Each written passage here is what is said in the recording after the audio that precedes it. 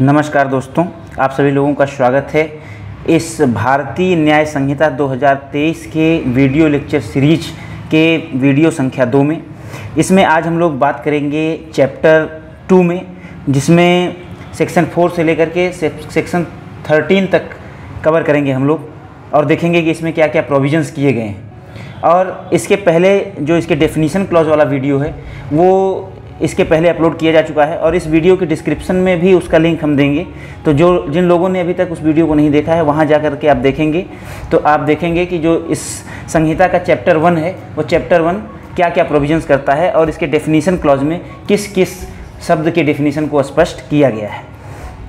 और आज हम लोग यहाँ पर चैप्टर 2 सेक्शन 4 से शुरू करेंगे। लेकिन इससे पहले कि हम वीडियो प्रारंभ करें, आपसे निवेदन है कि अगर आपने अभी तक हमारे चैनल को सब्सक्राइब नहीं किया है तो चैनल को सब्सक्राइब करिए, बेल आइकन दबाइए ताकि आने वाले वीडियोस की अपडेट सीधे आप तक पहुंचे। वीडियो को लाइक करिए, शेयर करिए और कमेंट में अपनी राय जरूर दीजिए। दोस्तों, section 4 of the Bharatiya Nyaya Sanhita 2023 provides that the punishment to which offenders are liable under the provisions of this Sanhita are.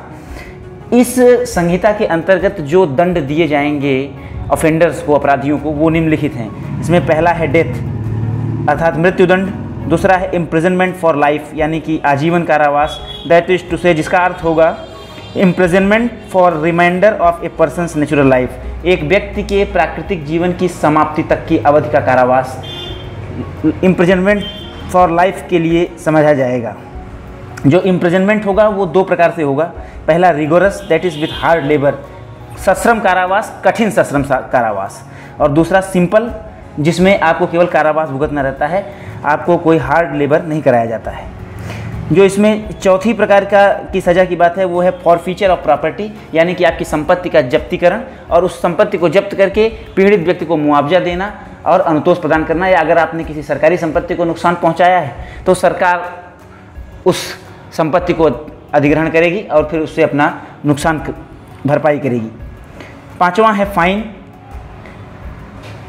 जो कि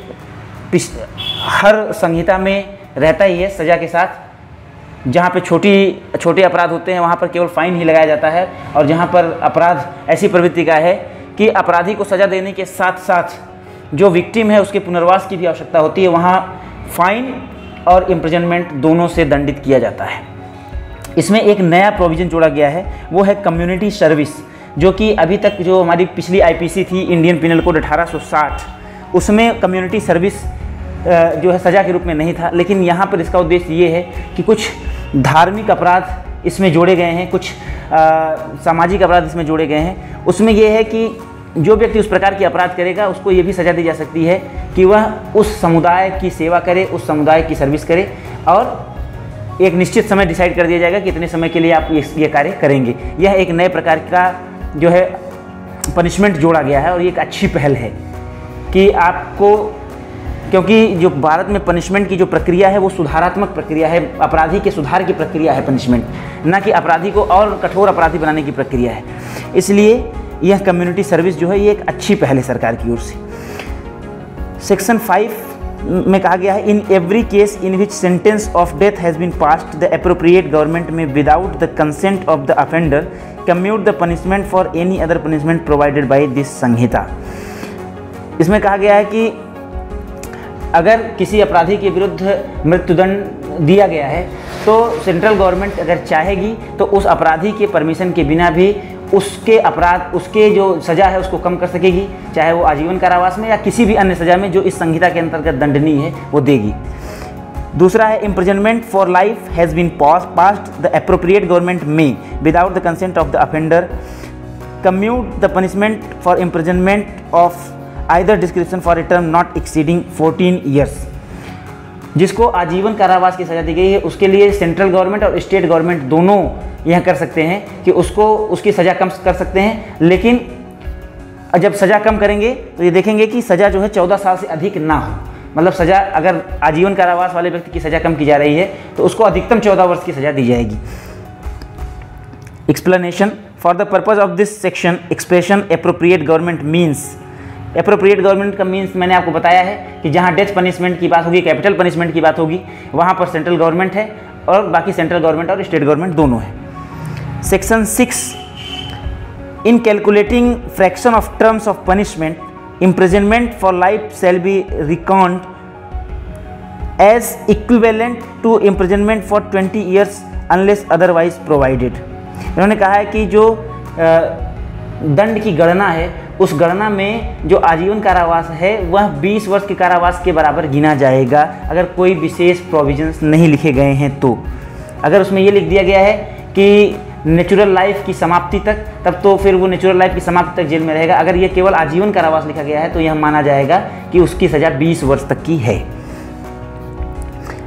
सेक्शन 7 कहता है कि इन every case in which N offender is punishable with imprisonment which may be of either description, it shall be competent to the court which sentences such offender to direct in the sentences that such imprisonment shall be wholly rigorous, or that such imprisonment shall be wholly simple, or that any part of such imprisonment shall be rigorous and the rest simple। कहने का मतलब ये है कि जिस court ने जिस अपराधी को जो सज़ा दी है, अगर वह कोर्ट उस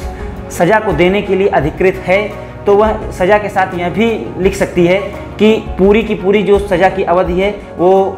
हार्ड लेबर वाली होगी, रिगरस होगी या सिंपल होगी, या कुछ भाग हार्ड लेबर का होगा और कुछ भाग सिंपल होगा। यह वह कोर्ट उसके विवेक पर है कि वह तय करके बताएगी और उस अपने निर्णय में, जजमेंट में लिखेगी कि जो इम्प्रिजनमेंट का टर्म है वो कितने कितने भाग में रिगरस रहेगा और सिंपल रहेगा। सेक्शन 8 कहता है where no sum is expressed to which a fine may extend, the amount of fine to which the offender is liable is unlimited but shall not be excessive। क्या है कि अगर जो फाइन की रकम है वो डिफाइन नहीं की गई है तो वो अनलिमिटेड हो सकती है लेकिन अत्यधिक नहीं हो सकती है, ऐसा ही कह रहे हैं। In every case of an offence punishable with imprisonment as well as fine in which the offender is sentenced to a fine whether with or without imprisonment, punishable with imprisonment or fine or with fine only, in which the offender is sentenced to a fine, it shall be competent to the court which sentences such offender to direct by the sentences that in default of payment of the fine the offender shall suffer imprisonment for certain term in which imprisonment shall be in excess of any other imprisonment to which he may have been sentenced or to which he may be liable under the communication of a sentence। कहने का मतलब ये है कि अगर कोई अपराध ऐसा है जिसमें इम्प्रिजनमेंट है और फाइन दोनों दिया गया है और कोई व्यक्ति फाइन देने में लापरवाही करता है, नहीं देता है, नहीं दे पाता है या नहीं देता है जानबूझ करके, तो उसको कोर्ट एक निश्चित सज़ा निर्धारित करेगी, लेकिन वो सज़ा उतनी ही होगी जितना कि उस अपराध के लिए अधिकतम सज़ा इस एक्ट में निर्धारित की गई है, उससे ज़्यादा की सज़ा नहीं होगी। The term for which the court directs the offender to be imprisoned in default of payment of fine shall not exceed 1/4 of the term of imprisonment which is the maximum fixed for the offense। कह रहे हैं कि जो उस अपराध के लिए maximum fixed punishment है, इम्प्रिजनमेंट टर्म है, उसके 1/4 से ज़्यादा का इम्प्रिजनमेंट आप पेमेंट डिफ़ॉल्ट में नहीं कर सकते हैं। The imprisonment which the court imposes in default of payment of a fine or in default of community service may be of any description to which the offender might have been sentenced for the offence। अब इसमें देखिए दिया गया है community service न कर पाने की स्थिति में 2 months when the amount of fine shall not exceed 5,000 rupees, 4 months when the amount of the fine shall not exceed 10,000 rupees, and any term not exceeding 1 year in any other cases। The imprisonment which is imposed is in default of payment of a fine shall terminate whenever that fine is either paid or levied by process of law। इसका जो section 9 है वो कहता है where anything which is an offence is made up of parts, any of which part is self an offence, the offender shall not be punished with the punishment of more than one of such offences unless it so expressly provided। उन्होंने ये कहा है कि जैसे कोई एक offence है और उसका कोई अफेंस का एक पार्ट भी एक अफेंस है, तो दोनों के लिए उसको अलग अलग दंडित नहीं किया जाएगा, एक अपराध के लिए व्यक्ति को एक ही बार दंडित किया जाएगा। Where several acts of which one or more than one would by itself or themselves constitute an offense, constitute when combined a different offense। अगर एक सीरीज ऑफ एक्ट है, वह एक अपराध कारित करने के लिए है तो एक बार सजा, लेकिन अगर उससे अलग अलग अपराध बनते हैं तो अलग अलग सजा का प्रावधान रहेगा। Section 10, in all cases in which judgment is given that a person is guilty of one of several offences specified in the judgment, but that is doubtful of which of these offences he is guilty, the offender shall be punished for the offence for which the lowest punishment is provided, in the same punishment is not provided for all.